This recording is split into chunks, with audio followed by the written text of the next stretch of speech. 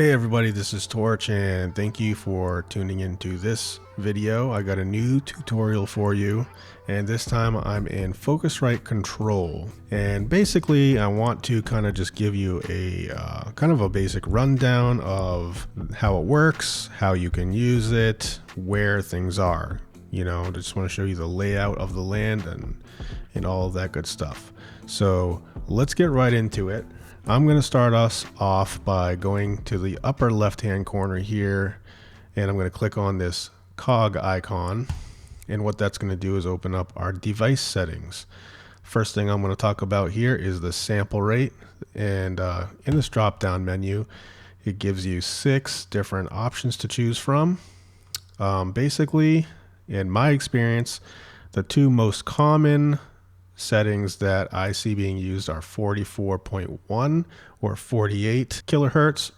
The other ones, most people can't really hear too much of a difference in the quality of sound. But side note, if you do end up going with any one of these higher sample rates, refer to your manual because it does affect some of the input settings.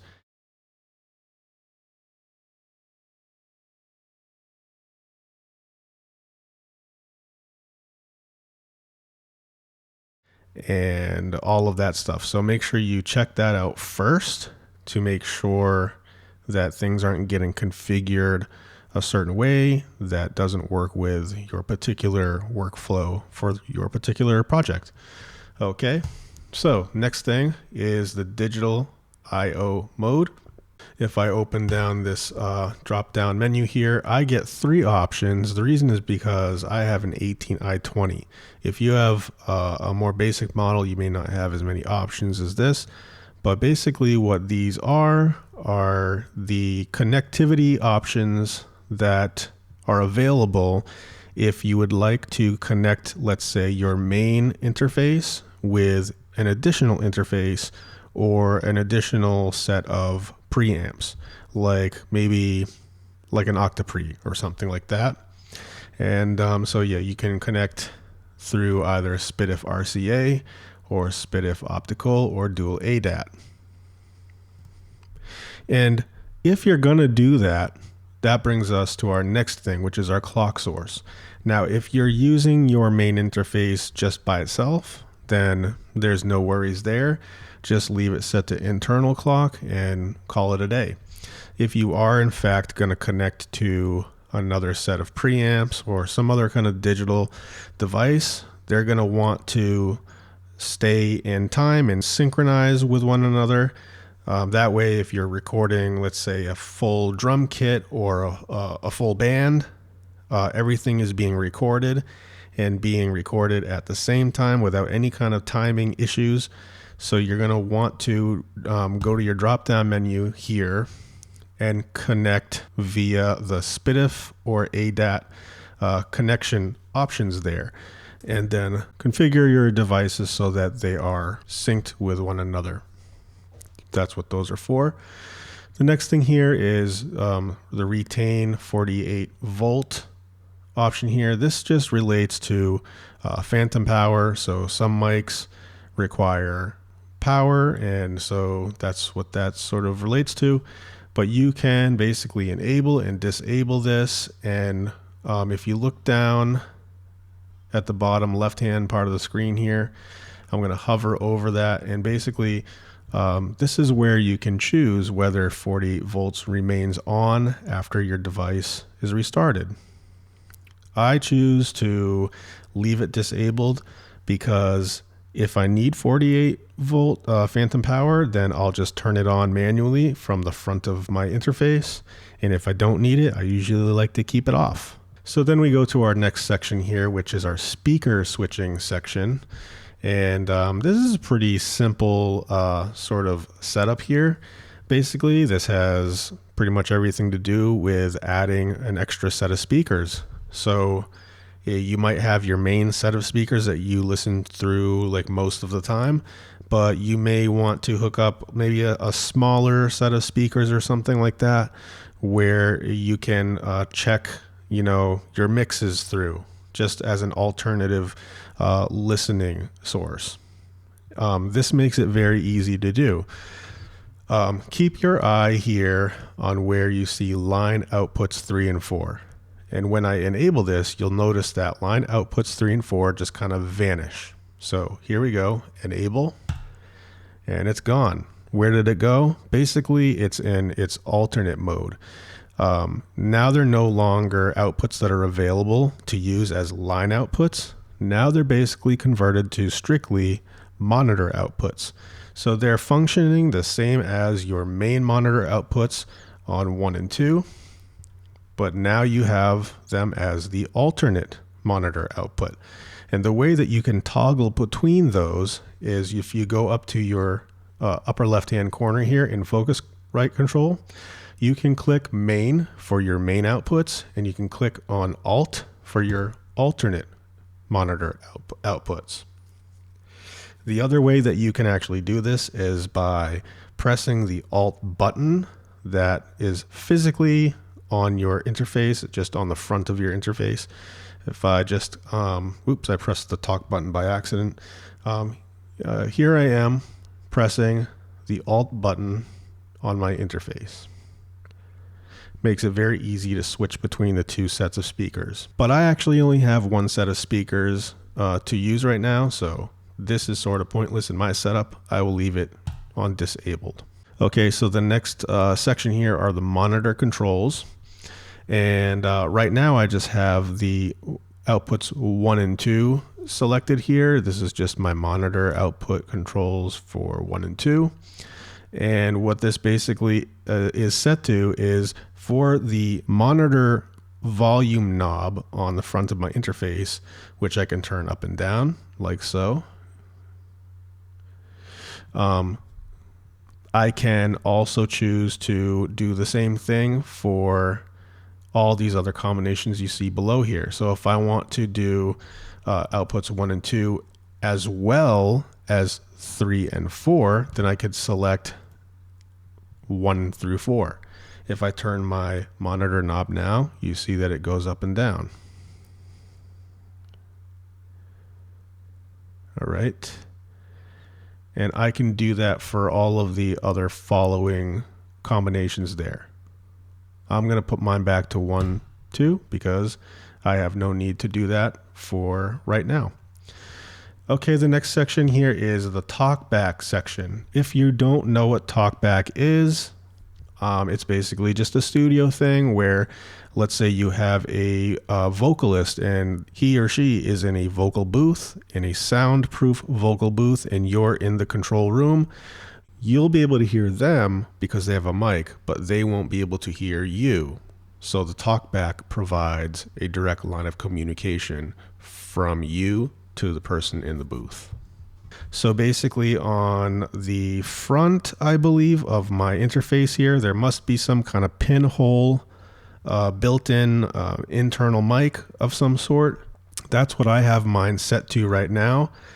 If I was in the scenario I just mentioned, I would be able to press my Talkback button right up here.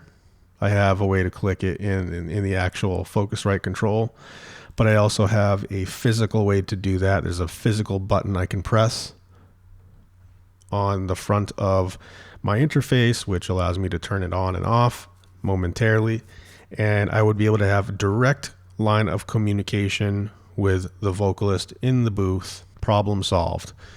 Now, if you look at the source menu, you have the option of using the internal mic, or if you wanted to, you could actually select one of your analog inputs as well. If you had a mic that you wanted to use as a talkback, you could do that. Whichever analog input it's plugged into, you would just select that input, and then you'd be in business. And then below here, we have a fader. This is basically just a level fader or a volume. If I turn it all the way down, it wouldn't matter. If I pressed my talkback here, you would not be able to hear me. If I turn it up, then of course you would be able to hear me. So that is basically the device settings, kind of in a nutshell. I'm going to click that off now so that goes away.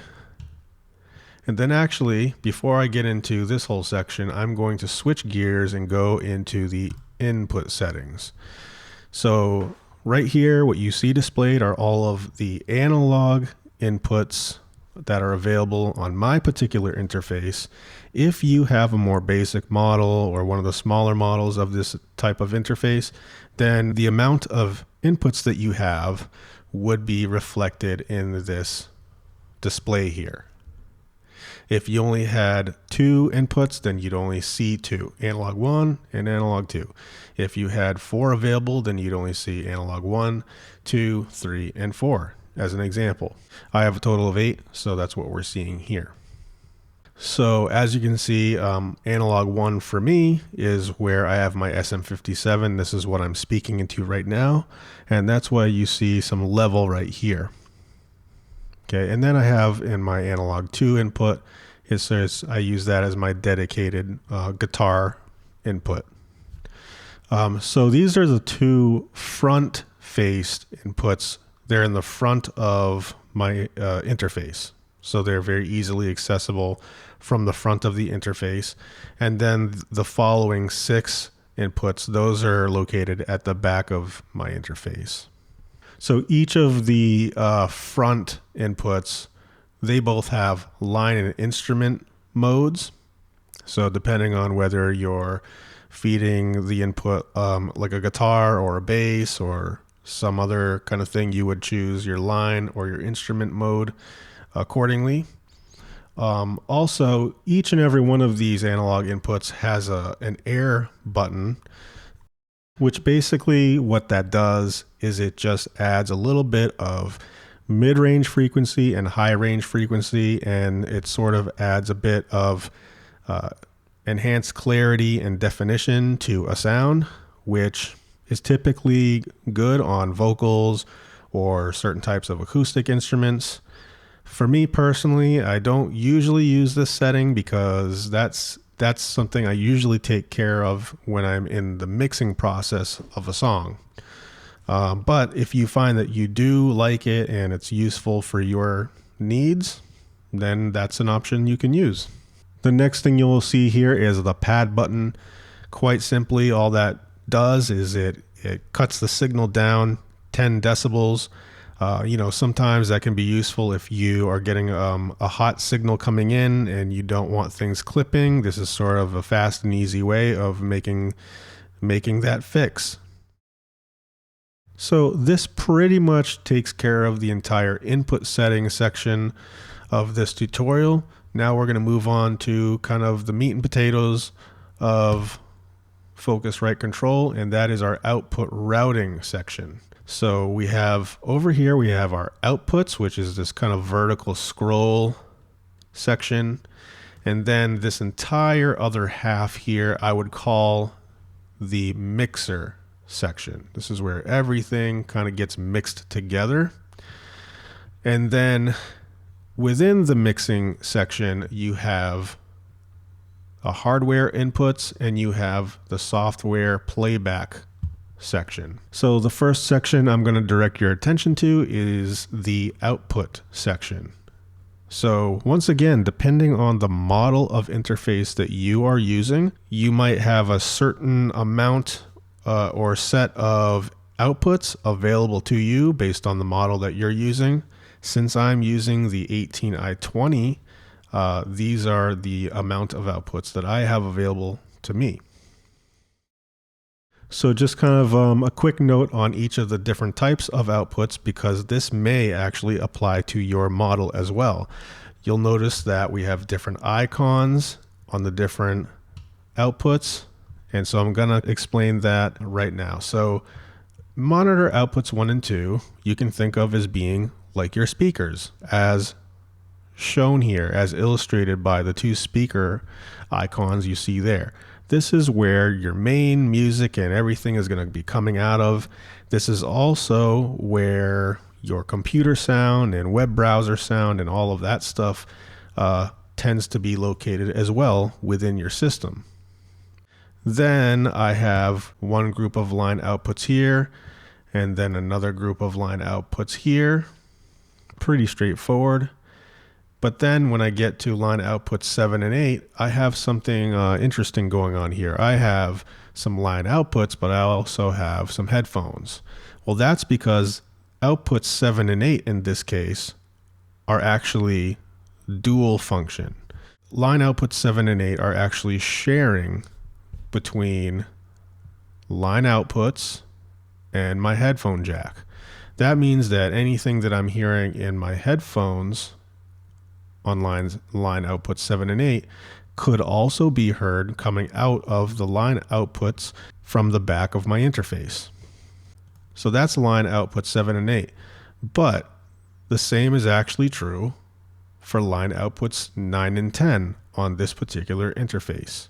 So if you see this kind of combination happening on your interface, that's what that means. It means that those particular outputs are shared outputs. And then I have a whole slew of other types of outputs here that I'm not really going to go into detail about, but these are just a selection of SPDIF outputs and ADAT outputs. And these relate more to if I'm connecting to other digital devices like an Octopre or an additional interface. Right now, I'm not connected to anything. And then on my particular model of interface, yours may or may not have this function, but this one has a loop back function. And essentially what this does is it takes outputs 1 and 2, which would contain your main music coming from your DAW, your computer sound, your web browser sound, as I mentioned before. It spits it out and it loops it right back into your interface. And because it does that, it enables you to record all of your internal sound internally using your DAW. Can be very useful if you're trying to record something off the internet or you just want to kind of sample something real quick. That's a great function for that. Okay, so scrolling back up here, I want to go over some of the drop-down menu options here. So clicking on, let's go to line output 3 and 4. These outputs, I can decide to create a mix of stuff that I want to come out of them, or if I know exactly what I want to have come out those outputs, then I can select that via the drop-down menu in here. So here we are, we're looking at the first two options, playback DAW and hardware input. Now these are basically your direct routing options. Once again, if you know exactly what you want to have come out of these particular outputs and you know where to grab them, this is sort of the fast and quick way of doing it.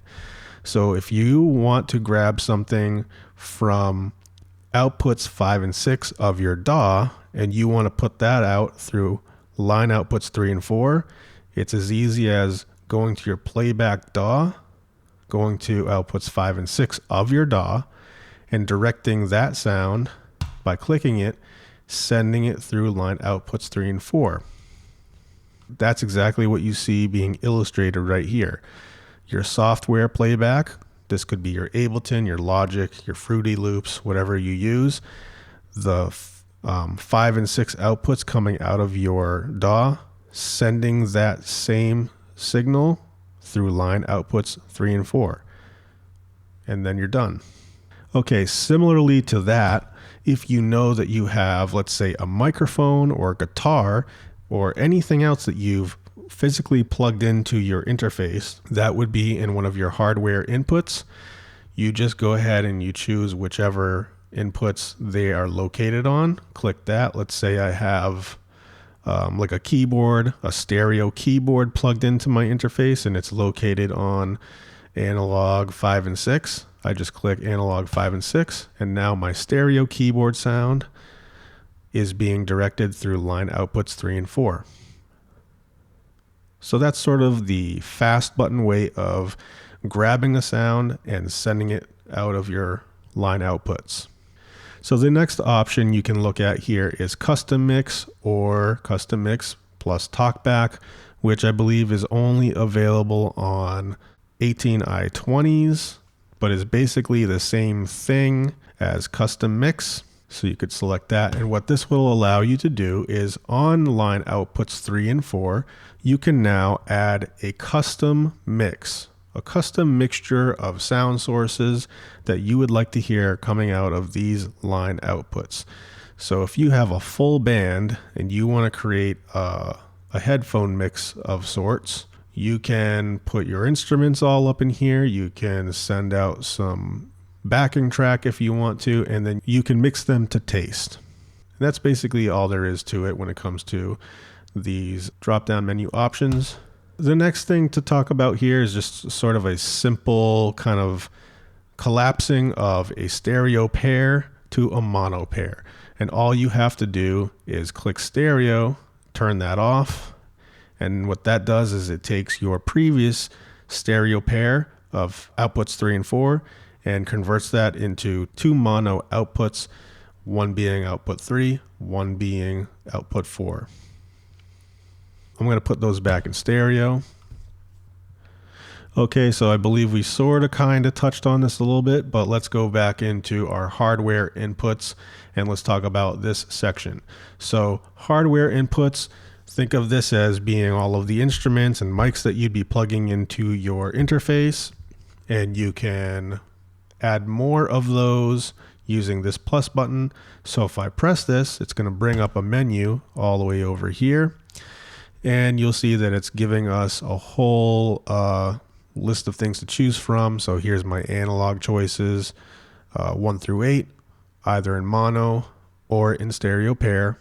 And then I have my SPDIF options, and then I have my ADAT options. So it's whatever you have available to you that will be represented here in this menu here. You simply just click them as you need them, and it'll add it to your hardware input mix. In a similar fashion, if you go down here to your software playback, you have your track, which is coming through 1 and 2. You have your cue or your click coming through 3 and 4. But let's say that you had some elements in your DAW that you wanted to have incoming to your Focusrite, and you wanted to have those elements going out of a line output or into a headphone. Then you would do the same thing. You would click on the plus, and then your menu will pop up with all of the different channel options. You have your mono options here on the left, and you have your stereo pairs here on the right. So if you're playing a soft synth sound and it's a stereo pair, then you would select whatever stereo pair that is. And then if it was a mono sound, then you would just pick a mono sound. And that's pretty much all there is to it. The other thing to note is that anything that you add to your mix in your hardware inputs and in your software playback, it doesn't matter which output you're adding these elements to, those same elements actually get reflected in each and every one of these outputs. So the only thing that can change, however, is the specific mix settings for each output. So for example, in your monitor outputs 1 and 2, I have my SM57, my guitar. Let's say I wanted to turn my guitar down just a little bit, like maybe halfway. Okay, if I go to my line outputs 3 and 4 and check out that mix, it's not the same. Same elements are in the mix, but different mix, right? So here my guitar is even a little bit lower, but let's say I wanted to turn it all the way up. That will not affect any of the other outputs mixes. Okay, so they all work individually of one another. Okay, so some other like little basic things to kind of note are just some of the fader settings that you'll see in here. So here you got the mute button, you can solo stuff, you have your peak level metering, and then one other little thing too is that, you know, if you mess with your fader and let's say you want to return it to Unity, all you have to do is double click and it snaps right back into place. and you're back in business.